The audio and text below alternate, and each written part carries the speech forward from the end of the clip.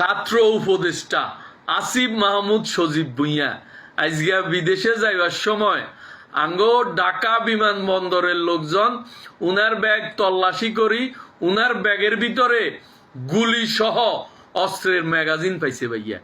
মানে কি একটা অবস্থা ভাইয়া।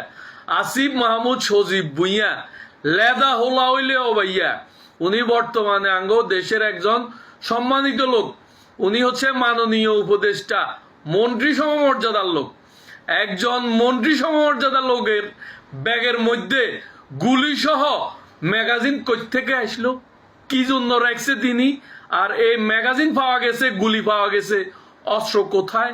উনি কি কারণে গুলি রাখলো, ম্যাগাজিন রাখলো? এটা কি কেউ উনাকে জিজ্ঞাসাবাদ করছে? উনি কি এটা সঠিক জবাব দিছে? শুধু দুঃখ প্রকাশ করলে তো হইতো না ভাই, এটা তো ছোটখাটো ঘটনা ন। একটা বিমান হাইজাক হওয়ার জন্য একটা গুলি, একটা অস্ত্র, একটা ম্যাগাজিনই যথেষ্ট।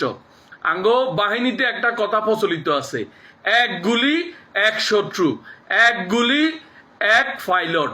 মানে কি একটা অবস্থা ভাইয়া।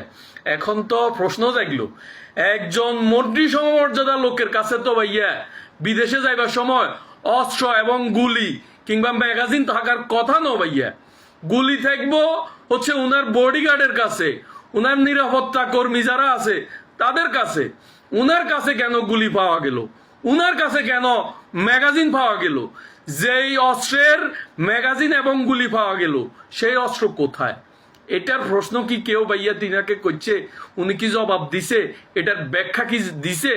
যদি ব্যাখ্যা দিয়ে থাকে আমাদেরকে জানান। আমাদের মনের ভিতরে তো ভাইয়া খুদুর নুদুর চলতেছে। লেদা হোলা হইলেও সে একজন মন্ত্রী সমমর্যাদা লোক, তার ব্যাগের ভিতরে গুলি সহ ম্যাগাজিন আসলো কোথায় থেকে? তারপরে এই অস্ত্র কোথায়? এটা আমরা জানতে চাই। আমরা বাংলাদেশের মানুষ জানতে চাই, এটার ব্যাখ্যা চাই আমরা। এটা জনসম্মুখে প্রচার প্রচারণা করা হোক। কেন? ধন্যবাদ সবাইকে। আল্লাহ হাফেজ। আসসালামু আলাইকুম।